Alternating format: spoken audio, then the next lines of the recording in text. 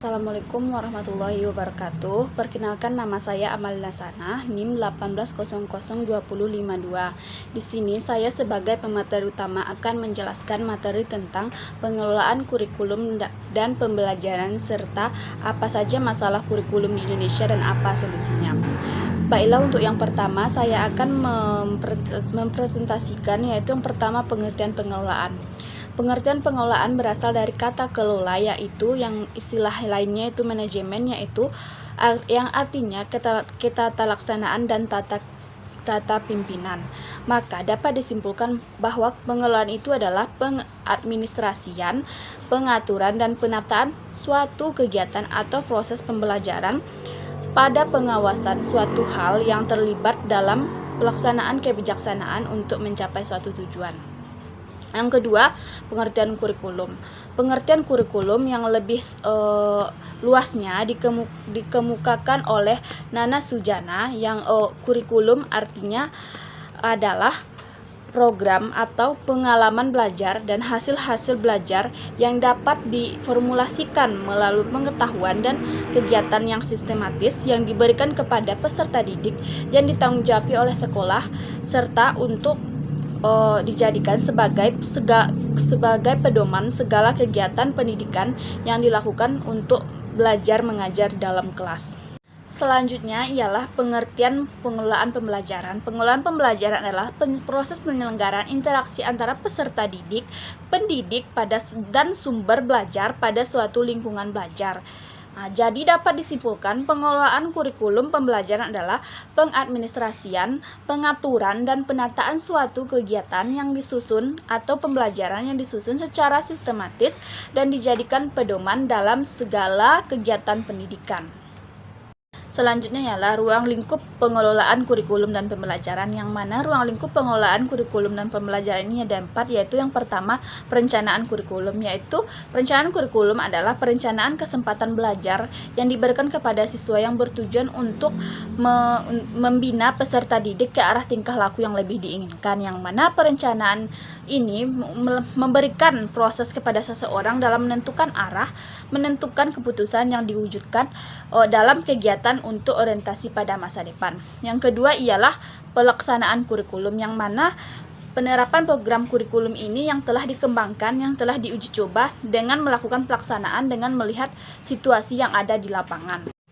Yang ketiga ialah penilaian kurikulum, yaitu proses pembuatan yang telah ditimbang berdasarkan kriteria yang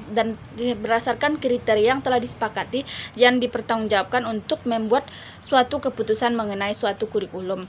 Yang keempat yaitu perbaikan kurikulum, yaitu untuk meningkatkan kualitas pendidikan yang disoroti dari dua aspek, yaitu pada proses dan produk, yang mana kriteria proses diberatkan pada efisiensi pelaksanaan kurikulum dan sistem instruksional, sedangkan kualitas produk melihat pada tujuan pendidikan yang hendak dicapai atau yang hendak didapatkan oleh siswa. Selanjutnya adalah setelah dari kita membahas tentang pengelolaan kurikulum dan pembelajaran, sekarang kita masuk pada materi selanjutnya, yaitu tentang permasalahan pada kurikulum ini, yang mana ada beberapa permasalahan yang saya ambil dari kurikulum Indonesia. Itu yang pertama, kurikulum Indonesia terlalu kompleks, yang mana siswa itu terbebani akan segudang materi yang harus dikuasainya, sehingga dia itu berusaha keras untuk memahami seluruh materi yang telah ditargetkan, sehingga akan mengakibatkan siswa ini tidak memahami seluruh materi, sehingga dia memutuskan untuk memahami beberapa materi saja. Selanjutnya, yang kedua adalah masalah cakupan atau skop, yang mana cakupan ini meliputi keluasan topik, pengalaman belajar, serta pengorganisasian unsur-unsur kurikulum serta hubungan pengintegrasian unsur-unsur kurikulum tersebut, sehingga skop ini berkaitan dengan pengaturan penyampaian pembelajaran pada waktu dan tingkatan yang sama. Selanjutnya, yang ketiga adalah masalah relevansi, yang mana menyangkut kegunaan atau kebermaknaan kurikulum tersebut terhadap siswa dan masyarakat dan bangsa, yang mana kurikulum ini harus menyesuaikan pada kebutuhan kerja, kependudukan, dan berbagai aktivitas masyarakat nanti ke depannya, sehingga kita membutuhkan kurikulum yang berelevansi pada apa yang dibutuhkan masyarakat Yang keempat adalah masalah keseimbangan. Masalah keseimbangan adalah masalah tentang pemberian bobot yang tepat pada setiap komponen kurikulum. Dan pada masalah keseimbangan ini ada beberapa masalah, yaitu yang pertama, ada kurikulum yang tersebut yang hanya berpusat pada siswa, ada juga yang hanya berpusat pada mata pelajaran. Yang kedua yaitu adalah luas dan dalamnya kurikulum tersebut. Yang ketiga adalah kebutuhan siswa dan kebutuhan masyarakat untuk terhadap kurikulum tersebut. Selanjutnya ialah apa saja solusi permasalahan dari kurikulum yang tadi disebutkan tadi, yaitu seperti kita ketahui, suatu kurikulum itu akan mencapai suatu sasaran yang sesuai dengan tujuan pendidikan jika dia tuh memperhatikan beberapa hal tertentu. Misalnya yang pertama, landasan pokok pendidikan. Tujuan umum dari pendidikan itu adalah landasan pokok pendidikan itu adalah tujuannya jelas untuk memudahkan dan mewujudkan apa itu isi pendidikan, yang mana ada beberapa aspek yang harus diperhatikan dalam menentukan isi pendidikan ini, sehingga kurikulum pun perlu untuk menjelaskan atau menetapkan isi pendidikan ini supaya dia tuh kurikulum ini berjalan dengan baik ke depannya.